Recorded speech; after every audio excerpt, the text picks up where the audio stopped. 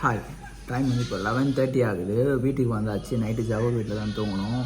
இப்போ நம்ம வீட்டுக்கு வந்தாச்சு. டைம் 11:30 ஆகுது. காலையிலேருந்து கொஞ்சம் பாப்பா கூட விளையாடிட்டு இருந்தேன்.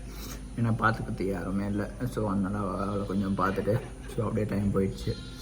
அண்ட் இதுக்கப்புறம் நான் என்ன பண்ணுறேன்னு சொல்லிட்டு அப்டேட் பண்ணுறேன். ஓகே.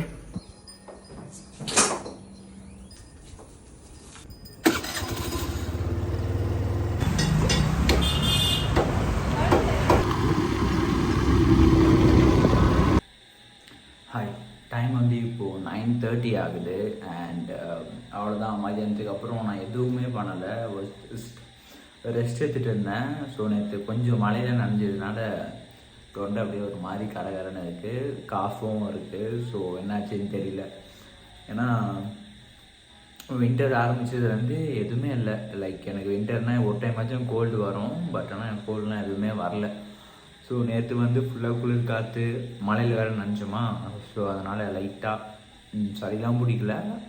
த்ரோட் வந்து கொஞ்சம் அப்படியே சோறாக இருக்குது. அப்புறம் காஃப் வந்துகிட்டே இருக்குது. ஸோ அதனால் ஃபுல்லாக ரெஸ்ட் எடுத்துட்டு தான் இருந்தேன். ஸோ ரொம்பலாம் முடியாமல் இல்லை, நல்லா தான் இருக்கேன். சும்மா லைட்டாக கொஞ்சம் அப்படி இருந்துச்சு. ஸோ அதனால் இரும்பல் வந்துகிட்டே இருந்தது. அது கொஞ்சம் கடுப்பாக இருந்தது. அதனால் ஸோ எதுவுமே பண்ணலை. ஸோ இப்படியே போயிடுச்சு.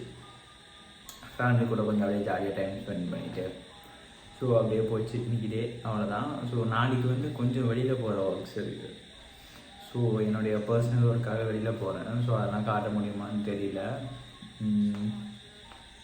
நான் வந்து என்ன பண்ணுறேன் எங்கே இருக்கேன்னு மட்டும் நான் சொல்கிறேன். ஓகேவா?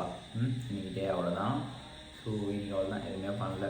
ஸோ நாளைக்கு இன்னும் கொஞ்சம் பெட்டராக ஃபீல் பண்ணுவேன்னு நினைக்கிறேன். ஸோ இன்னைக்கு டே அவ்வளோதான். Bye bye, good night.